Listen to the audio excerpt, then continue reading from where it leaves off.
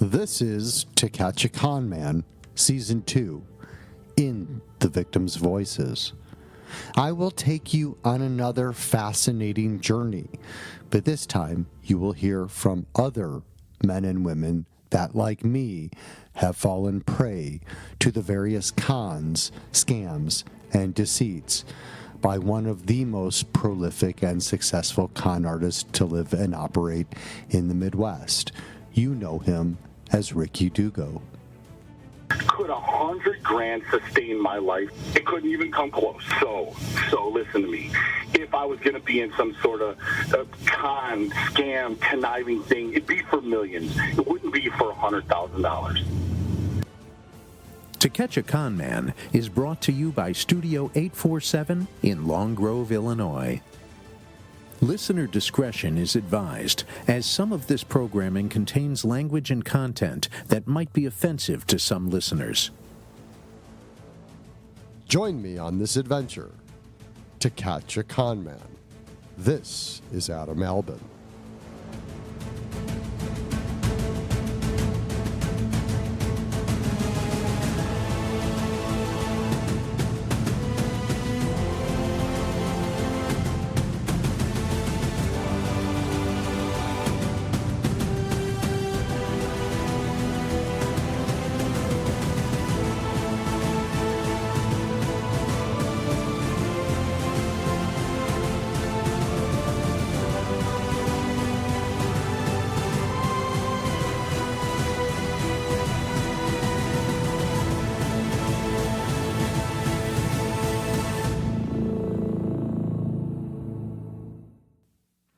Thank you for taking the time.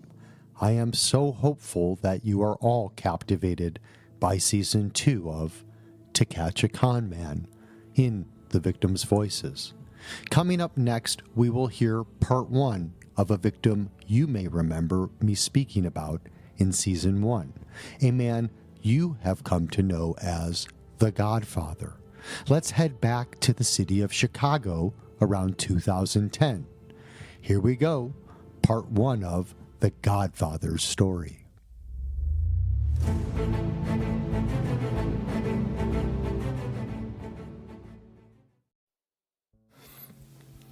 All right, on the show today, we've got the Godfather. The Godfather and I forged a relationship back in the late summer of 2018.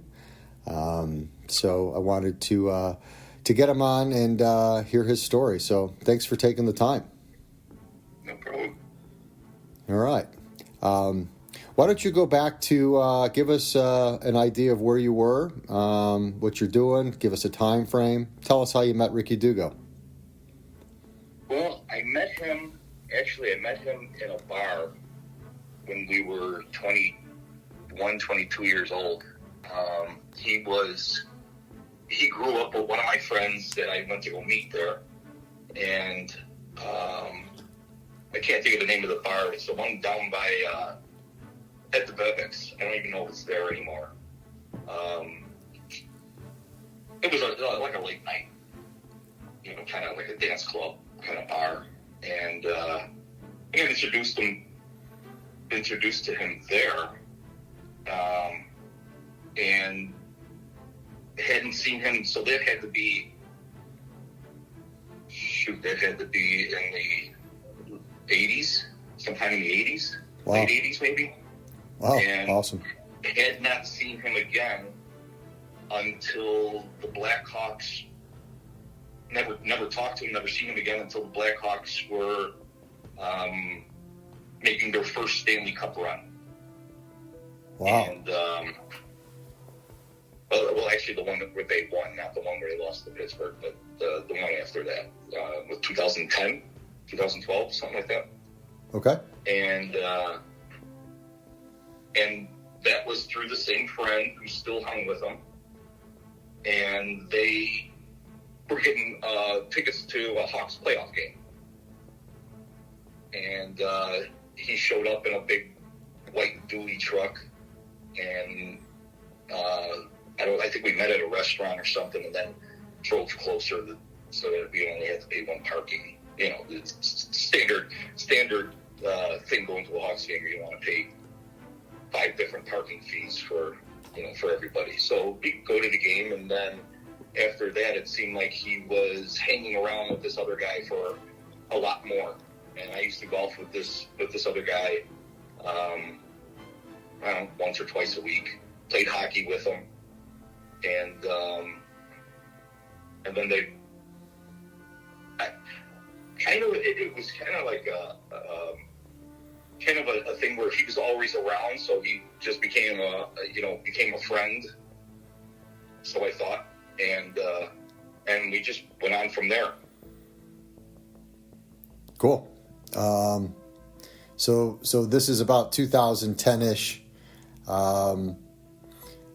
What happens after that? I mean, you guys meet, you become like, buddies. Yeah, you know what? It was one of the things, because he lived. Where did he live? He lived like in a condo. Like, I believe it was like off like Halstead and Lake area, right around there. And I worked not too far from there, but I also grew up in that area. So every once in a while, he'd call and say, "You want to meet for lunch or something?" And just not just with me, but also with the other guy. And we'd go out to lunch or something, and it seemed like he was always showing up in a different car. He had a I think it was a black Mercedes at one time. This is early on, and nothing but nice cars. He didn't have a beater like I always drove around, and a lot of times he pick up the bill, flashing his money around, picking up the bill, saying that he owned all these car washes, and that so it was just one thing after another with him. So it's kind of like, that's really when it got kicked off, where I got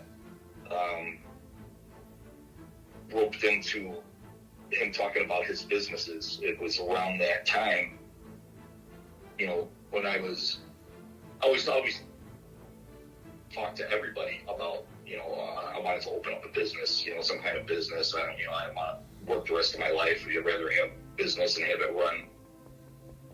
And I don't remember exactly how it happened, because this is a long time ago.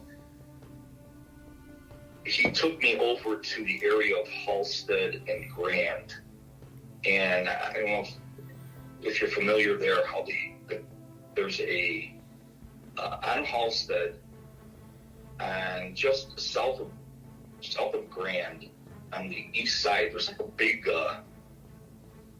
it looked like just an empty shell of a factory. It had a parking lot attached to it. And he said he's going to open up a car wash there, and went through all this detailed story about how he knows a guy, his buddy is something to do with a car dealership. And I don't want him to speak. I don't remember if it was a Ford or, it really didn't matter, because it was a lot either way. But he said that he was going to have a car wash shop, and he was going to detail. He had the contract. He was going to have the contract for detailing cars in that lot, and that the building itself was going to be a car wash, hand car wash, and he talked about asking me about if I wanted to be a partner. And I go, yeah, I'd be interested. And I said, I'd like to be just like a 10% partner. He goes, oh, no, not 10%. He goes, you're going to be 50%. I go, really? So that's how he got the hook into me, is the opening the business thing of something that I thought about for a long time. So he took you to a warehouse. It's a shell of a building. He's telling you he's going to open up one of his fictitious car washes, and he's going to make you a partner. I mean, at any point in any of this, I mean, you're thinking, you know, obviously he's got other car washes. He drives nice cars. I mean, the image of him in general, he's well put together. You know, his hair's dyed, and I mean, he's just giving off a facade, right? Correct. Okay. Yeah, he always talked about a car wash that he had. I want to say, I don't know if it was Lombard, somewhere south. But I'll add another story onto that. As you know, we started hanging out. When I started to get suspicious, and I'm getting way ahead of myself right now because there's so much more stuff that happened before that.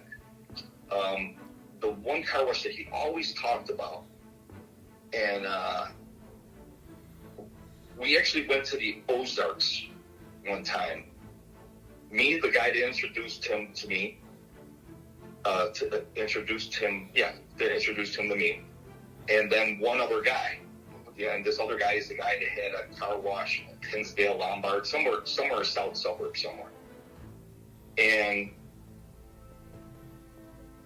so the big McGaff got, you know, the condo or whatever it was that we stayed in, and it was like a 3 or 4 bedroom place, right on the water, and you know, we stayed there for the weekend. But he's the guy, he couldn't go anywhere without his wife, at the time, his girlfriend. And he all of a sudden, I think it was a Friday, so I think we got there on a Thursday.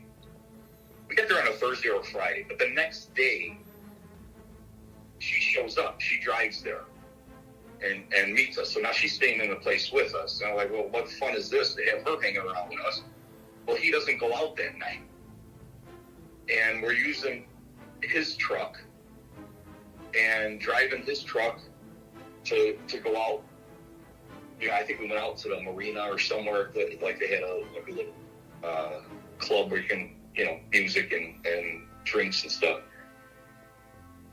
And I asked this other guy, I said, so what do you do? And he said, oh, I own a gas station and a car wash in wherever it was, Lombard or Hinsdale, because we're talking about the same place now. And I go, oh, is that near Ricky's place? And he just kind of looked at me. He goes, I don't know where Ricky has a place. He goes, but my place is in Lombard or Hinsdale. That's when the whole shit meter really went up. You know, then I realized that there was something wrong. And that's years after, obviously. This is,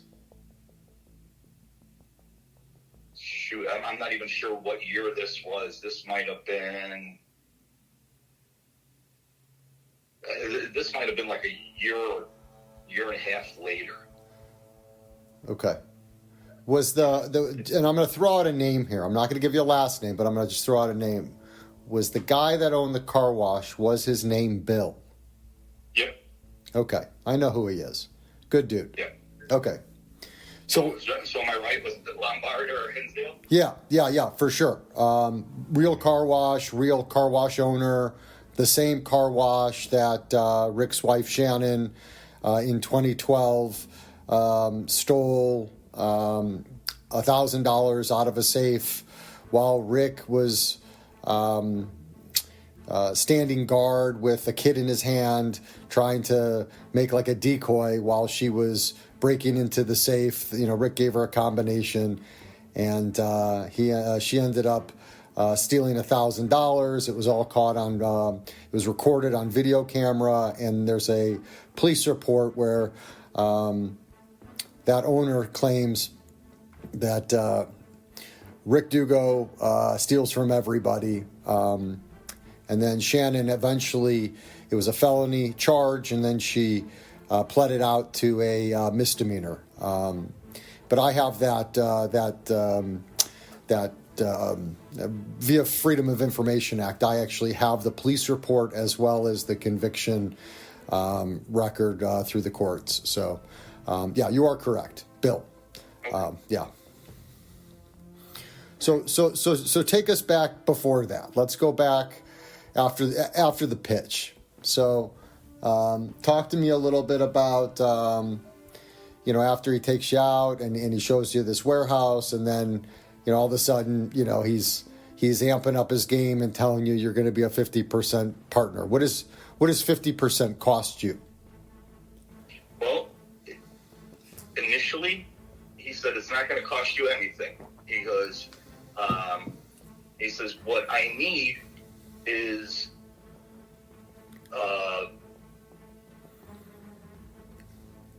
somebody to help me buy something, because I have all my money tied up in this car wash.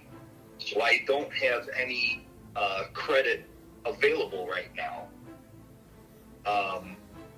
And as a half partner, we would go and buy something, charge it, and I would pay it off in a month or two. And then later we would sell it. And it's easy to tell you, it was Rolex watches. Ah, the famous Rolex watch scam. Yep. Here it goes again. So he got me with the Rolex watch scam, yeah. And it was, these are very valuable. They're really hard to get. And I remember, I think one was called a Daytona. Yeah, it's an expensive watch. They're hard to get, and this is him telling me, they're hard to get, and, you keep these things in a box, you put them in a safe, and a year later, and they're worth about $4,000 more than you paid for them. Well, I don't know any better. I got a Timex watch, or one with a rubber band, a digital one, so I didn't know anything about it. But, yeah, so we do that, and he says, okay, I'm going to pay it. Well, month goes by, he gives me a payment. Another month goes by, he gives me another payment. Well, then that's when the payments dropped off. So now we're going back and forth. I thought you said you were going to pay this off. Yeah. We're, still got the money tied up in this car wash and this and that. And around that time, I noticed that I thought that he was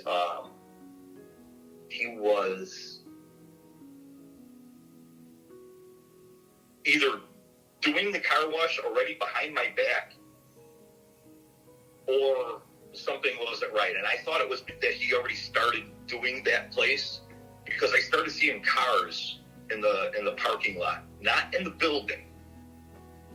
And so I called him. I said, "Hey, is there supposed to be any cars in the lot?" He goes, "No." He goes, "I'm going to call my attorney." Long conversation short, I'm going to call my attorney and I'm going to straighten this out. Okay.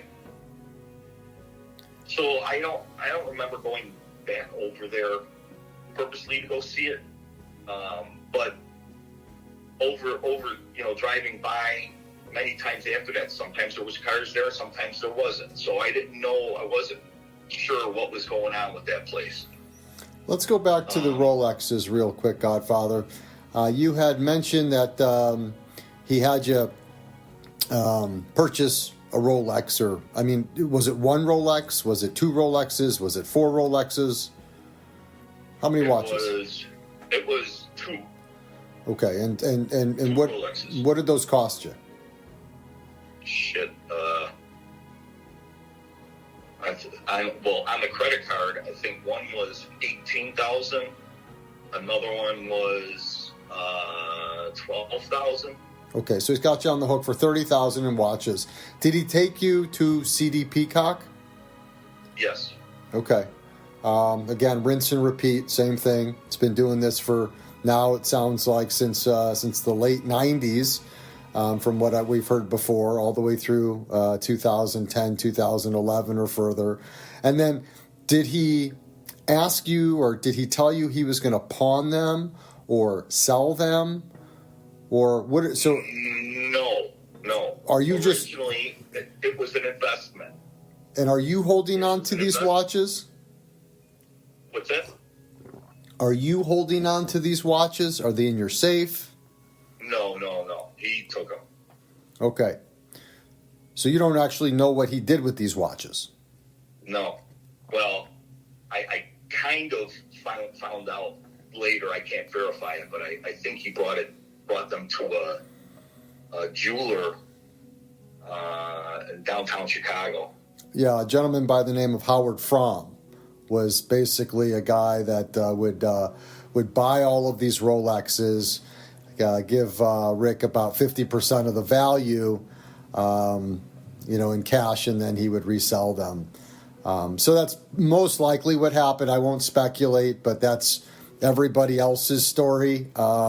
CD Peacock watches, and then eventually, fenced or whatever over at Howard Fromm. So, all right, man, keep on going. You're doing good. All right. So, after that, he never really said, "Oh, I lost this one," because I think he was stuck. Originally, told me that he owned the property, or he already leased the property. I can't remember exactly, but it was his property to do what he wanted to do with. And at points he's like, "I've already got these gigantic dome silver lights stored, and they're ready to go in. We just have to get the permits." And I go, "Okay." And he's like, "Yeah, there's an Alderman Dave." I don't remember who the guy was. I don't even know if he was even an alderman. He said, "That guy's going to help me get the permits. I just have to take care of him." And I'm like, "Well, take care of him how?" He goes, "Well, I'll handle that." And, he doesn't he's not going to take a bribe. And I go, "Okay." He's like, "I grew up with this guy or something, so he's a friend of his, and he's going to help him push the permits through for whatever he needs for that place." And I heard that same name over the next 3 places that he showed me in Chicago, that this guy was going to help him with the permits and this and that.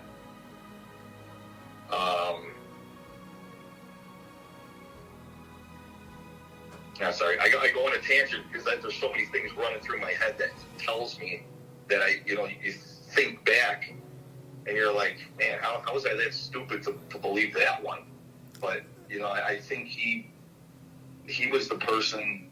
Number one, he was telling people what they wanted to hear, trying to help them advance their lives and their kids' lives, and he knew that.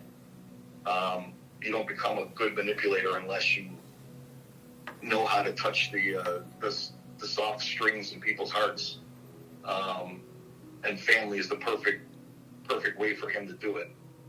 Yeah, there's no doubt. I mean, this is absolutely one of his most famous con man plays out of his con man playbook. This is a rinse and repeat scam. I mean, it is documented by other victims. This is wild because, again, it just goes to show you how long he's been able to do this successfully. This originated in the 1990s. So you fast forward like 12 to 15 years, and this is still going on today. So I get it, man. He's pulling, on your heartstrings. He is that good. There's no doubt about it. So whatever tangent you go on is fine.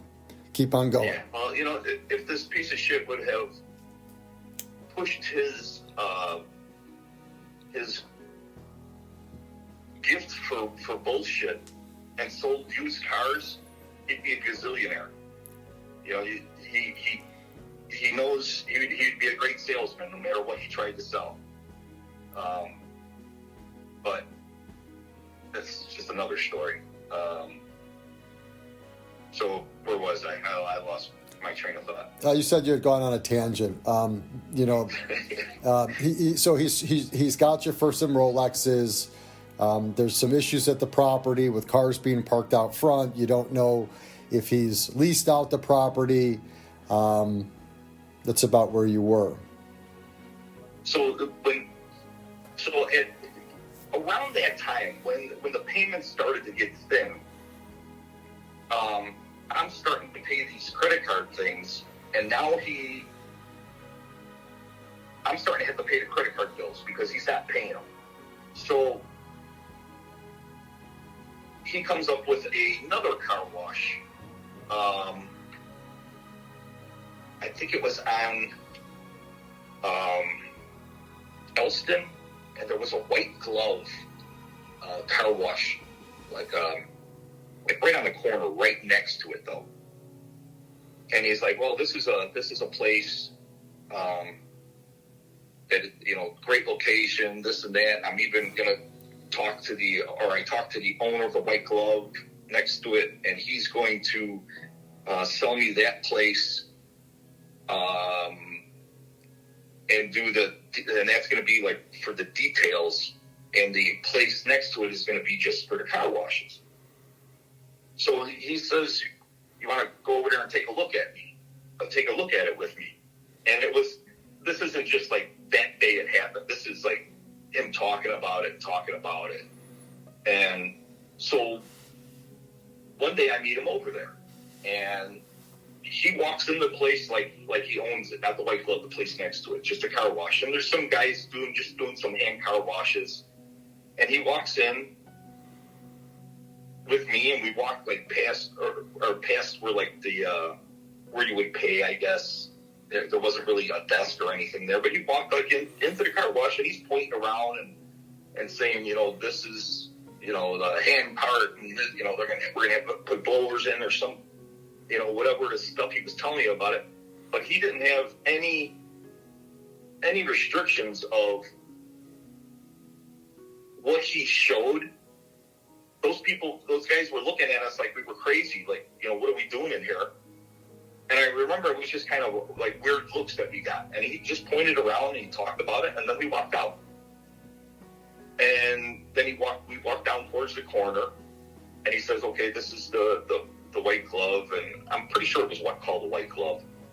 And this is where they do the details, but the doors were locked for that, so I don't know if that place was even open at the time or what. And so he went through the whole story again,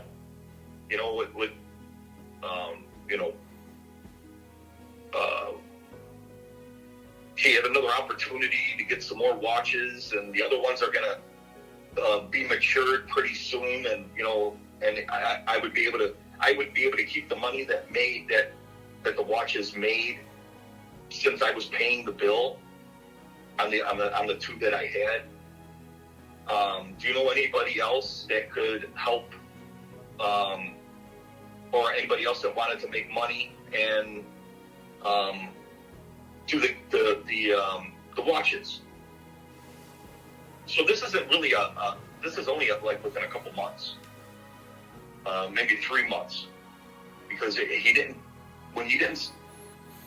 pay him. Well, when he paid the first couple. So I digress. After he paid the first couple payments, I believe around that time, I was talking to my mom about it, and he had already been like friends with the family, by this time. I was talking to my mom about opening a business, and this is the guy, and I introduced him to my mom, and well, the same thing. So we went to CD Peacock, and my mom bought a watch, and he took the watch, and I think he paid 3 or 4 payments to her, and then stopped paying her. So now I'm paying for 3 watches, trying to keep payments for 3 watches.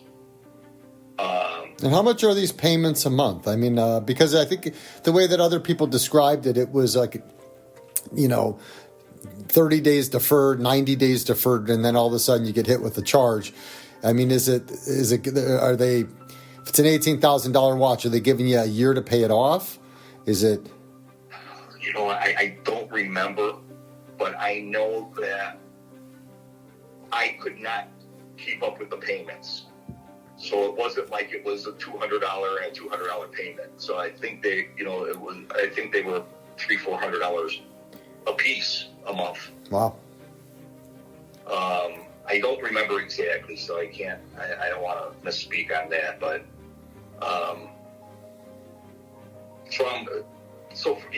from that day, all these, so the credit cards and everything, so I ended up I couldn't pay these credit cards after a while. I couldn't pay them anymore. I just didn't have the money. And so these credit cards, they all started getting closed, and my credit, I think I was down to a 500 credit rating at one time because of this piece of shit. I apologize, I'm all over the place, but there's so much happened in the year and a half that he was really sticking it to me and my family that I get confused over the times, the actual timeline. Don't apologize. I know exactly what it's like. I spent 5 years chasing this guy. It took me, a year to be able to tell the story in a fashion that made sense. So I get it. Yeah. At a certain point, and I don't know how this happened, I got like a random email, and it was basically about him. Somebody sent me this email, and this had to be well before he got you, because this was 2010, 11, 12, somewhere around there. Beware of this guy. And you know what? If I could find that email, I think I saved it. I would have to look back, but I will definitely forward it to you. No, I would love to see it. So somebody tried to give you a forewarning. Somebody knew or probably heard what he was doing or had seen you hanging out with him, and so somebody attempted to tip you off. Yes. Well, by the time I got that, it was already too late. We were already hanging out, and I think part of the reason I wasn't able to be part of the actual criminal investigations part is because he was paying me money little by little, and I think in the law's mind that an effort to try and pay is not defrauding you of your money, just that you're short money. I don't know exactly correct how that works. Yeah, so that's actually a bit of what I talk about. It shows good faith. And again, he could pay you $500 when he owes you $18,000, and it's all up to a judge or jury to decide if that was in good faith or if that was just part of the front. But that is absolutely correct. So Rick he did that with everybody. I mean, almost everybody I know that he took, somebody got something back, whether it was $100 or $1,000 or $500. He never paid anybody back in full. But he did, he knew the law well enough to where he could skirt that piece of it in case it were ever to come back up in the future. But towards the end, he got pretty sloppy, and then he stopped paying people back. So keep on going. So he's got you guys for 3 Rolexes, and the potential's out there. Now you're looking at a second car wash, keep on going from there if you can. Yeah. Well, so my mom doesn't know that I'm giving her the money for it. She thinks that he's giving me the money and that the money is going to him until, the part where I can't pay it anymore, and now she's starting to panic. And I think she took the money out of her account and paid it off because she was, you got the old school people, they don't want to ruin their credit, even though she was really never going to buy anything again. She really didn't need credit. But, the old school people, that's what they think. They always wrote paper checks, they didn't like dealing with, credit cards. It was everything, you don't pay your bills over the internet, over the line. You mail, you fill out that check and you send it in. And Yeah. That's the way she was. So in this time, going from,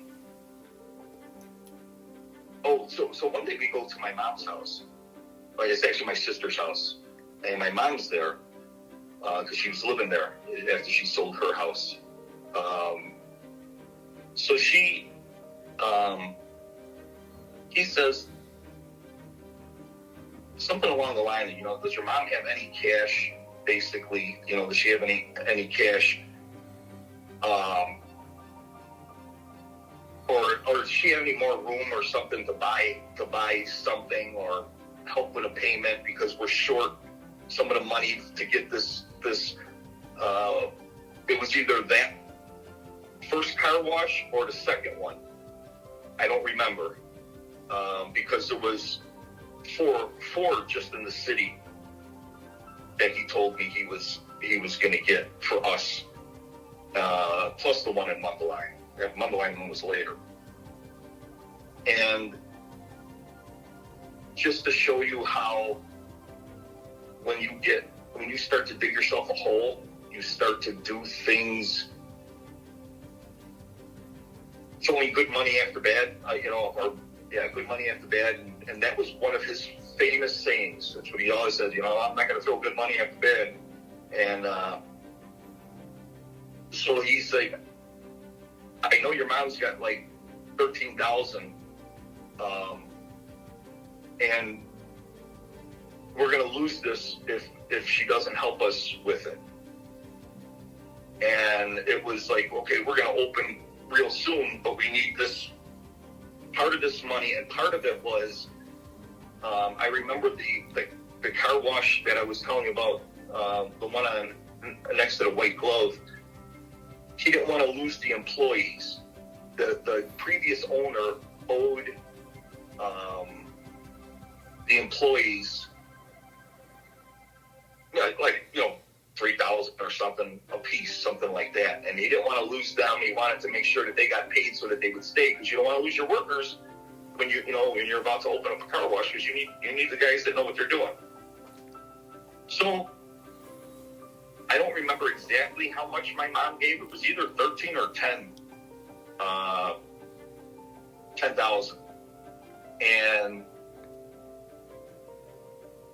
And that was never paid back. And one of the things I really regret is getting anybody else involved in this, especially, my family. And he didn't give a shit. He didn't care who he screwed over. And, so bouncing from one thing to another, I think that at one point he has no friends left. And he called the one guy that introduced me to him. He says, hey, he's got nothing for me, nothing for my kids, so I want you to be the Godfather. Hence why you are calling me the Godfather. So I was the Godfather to his first son. And this piece of shit did this to me and my family. He was at every family party that I had for my kids, for my mom, for, whatever. My mom was invited to all his family stuff. My mom and his mom became friends. And my mother used to tell me about things, because when we started getting suspicious, I started asking her questions, like to ask his mom. And his mom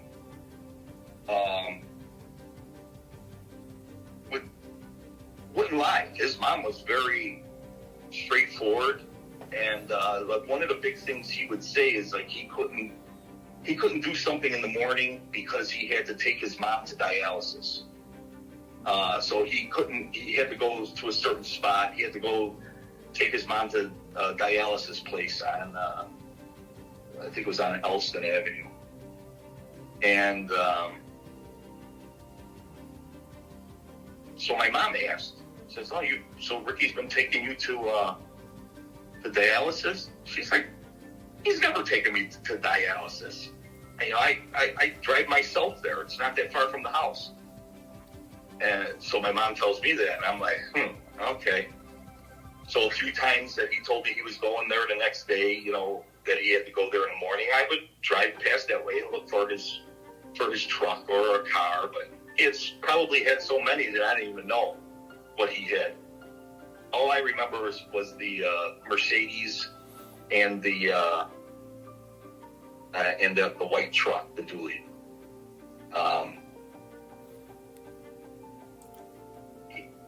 I know at one point he told me that the girl, and I can't remember what the girl's name was that he lived with, in the condo off of Milwaukee Avenue, and I think it was in Lincolnwood.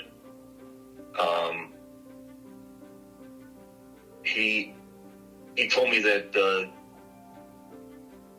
she moved back to Wisconsin with her parents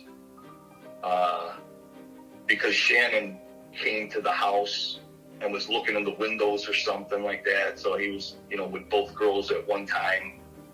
And he's like, "Oh yeah, she sold my, you know, the truck was in her dad's name, and he sold the truck." And, you know, he bounced around from one thing to another, excuses while he was up, where he was always a victim of something. Something was always wrong. So at this time, is he dating Shannon? You know what? I don't know if he was dating Shannon. He told me that he was just friends with the girl that he lived with. And I always used to tease him, say, yeah, right, you know, whatever. And he's like, "No, never did anything with her, and whatever. It's none of my business. I don't, you know, I really don't care." But when he met Shannon, I believe it was through the guy that I told you about in the first place. I don't know how they met, where they met, but it was around there. But I guess if he was dating the girl that he lived with, then he was dating Shannon at the same time. And that's why she was suspicious, I guess, and was trying to look in the garage windows or something, you know, of the condo building, or look in his windows. You know, I think the story changes from him from every time he tells it. So, you know, to make it a better story, he elaborates more and more. So I don't remember exactly, but I remember her going to the house to try and see who was there. Maybe he wasn't answering the phone. And then not too long after that, like within days, the other girl moved out. So but from what I heard is that he ruined her credit, and she had a hard time too, trying to get back on her feet. And I don't know, I think she was like 19 years old or something. I don't even know. So she was young. I have a suspicion, but I'm not going to throw out any names. Because I'm trying to figure out in this time frame, I want to say if this is like 2010, 2011, Rick and Shannon get married about then, because Shannon, I believe, has her first child in like 2012-ish or 2011-ish. So let's go back to becoming the Godfather. How does Rick pitch that to you? I mean, right now, you're on the hook for all of this money. You've known him for what, about a year and a half? Yeah, like I said, the time frames. It was one nightmare. It was a 10-year nightmare.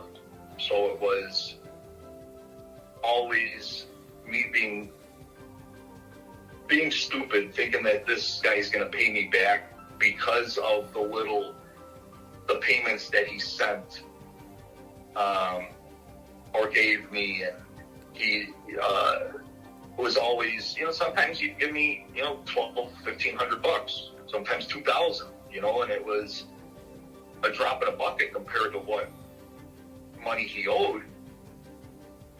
But it was always in the back of my mind that, get through this hard time and maybe it's going to be worth it. But then when the suspicions start in, you don't ever think that you're going to get all that money back. But staying on him and keep trying to get the payments, as many as I could, to try and recoup money.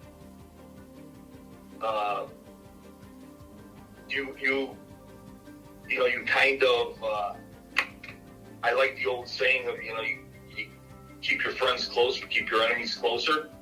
Right. So I always tried to, as much as I hated doing it, I sent them messages and stuff. Hey, what's up? What's going on? How's the kids? And, stuff like that. You got any money for me? Somewhere in there would come in. And sometimes that would work, depending, and unfortunately, the way he was probably getting money to give me was getting it from somebody else. Now I see that. Back then, I had no idea. I thought I still couldn't prove that he didn't own any car washes. And he was getting money from somewhere. Yeah. And at one point, people mentioned that he had, money saved up somewhere, and, that he was hiding money and all this stuff. And I remember him telling me when he wasn't giving me any more money, he got to the point where he came through this elaborate bullshit story of how he was going to use this money that he had in the bank. And I don't know what he said about, it was something with the IRS, and the IRS froze his bank account. And he had cash in his safety deposit box because the cash, because the car washes are a cash business, so he put some cash in a safety deposit box. But they froze all his accounts, and they froze his safety deposit box, so he couldn't get money out. Right. So that's one of his, again, rinse and repeat sayings. The IRS has froze my accounts. I need you to put this, and that into your name to help me out. I'll make the payments. So that's come up many times.